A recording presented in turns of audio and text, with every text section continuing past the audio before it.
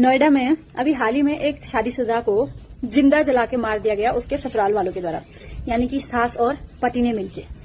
उसमें एक नया मोड़ आया कि पति पत्नी के रील बनाने से नाराज था। फिर एक तीसरा मोड़ आया कि उसने खुद से आग लगाई। एक बात बताओ, चलो माना रील बनाने से नाराज था, तो क्या जिंदा मारने का लाइसेंस ले लिया उसने? किसी लड़की को जिंदा मार देगा?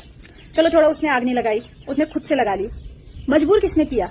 एक औरत को कौन इतना मेंटली टॉर्चर करता है कि एक औरत अपने आप को आग लगा लेती है? क्यों परेशान करते हो भाई किसी को इतना? अगर वो रील बनाती है, कोई चाहे कोई भी लड़की है, अगर कोई लड़की अपना रील बना रही है तो क्या वो दूसरों से परमिशन लेगी कि मैं रील बनाऊं, मैं नहीं बनाऊं? लड़कियां भी तो बहुत कुछ चाहती हैं कि मेरा पति ये काम ना करे, तो क्या पति वही करते हैं? माना कि मेरी बात से बहुत से लोगों को बुरा लगेगा, सोचेंगे कि कैसी वीडियो बनाई है, लेकिन सच्चाई यही है। पति चाहता है पत्नी मेरे इशारों पे नाचे, जैसे मैं चाहूं वैसा करे। ससुराल वाले भी यही चाहते हैं, लेकिन पत्नी के भी कई सारे अरमान होते हैं। पत्नी भी चाहती है मेरा पति ये करे, तो क्या पति कर देता है? नहीं करता है। और एक बात उस सास के लिए जिसने मिलकर अपने बेटे के साथ अपनी बहू को मार डाला। मतलब अगर इतना ही शौक है अपने बेटे को अपने पल्लू में बांध के रखने का, तो मत करो शादी भाई, अपने बेटों को अपने पल्लू में बांध के रखो।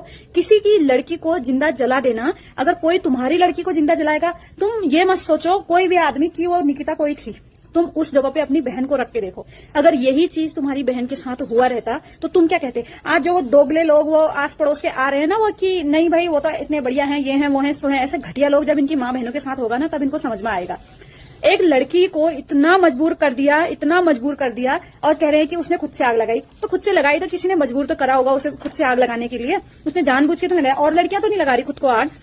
लड़कियों को एलिमिनी के नाम पे बदनाम करने वाले, दहेज के भूखे, कमा नहीं सकते हो क्या? हाथ पैर नहीं है कमाने के लिए, या फिर दम नहीं है कमाने का कि अपने खुद के पैसों से एक फॉर्च्यूनर खरीद सको, जो भी तुम्हें चाहिए वो खरीद सको? लड़की को दहेज मांग के अपने आप को मर्द समझती हो क्या? एक असली मर्द वो होता है जो अपनी कमाई से अपने परिवार को खुश रखे, ना कि किसी के दिए हुए टुकड़ों पे पले। वो नहीं होता है। और जो लड़कियों को ये कहते हैं कि औरत शादी के बाद अपने आदमी के हिसाब से चलना चाहिए, माँ बाप अपनी लड़कियों को आजकल पढ़ा लिखा के, इतने लड़कियों ने कितने कौन सी डिग्रियां हासिल कर रखी हैं, किस लिए करी है वो? कि अपने पति की शादी करके अपने पति का गुलाम बनेगी, इसलिए शादी करी है क्या? मतलब इतना पढ़ लिख के लड़कियां न जाने कहां से कहां पहुंच गई, इसलिए पढ़ रही हैं कि कल के दिन शादी करके अपने पति के गुलाम बनेगी, अपने पति के पैर दबाएगी।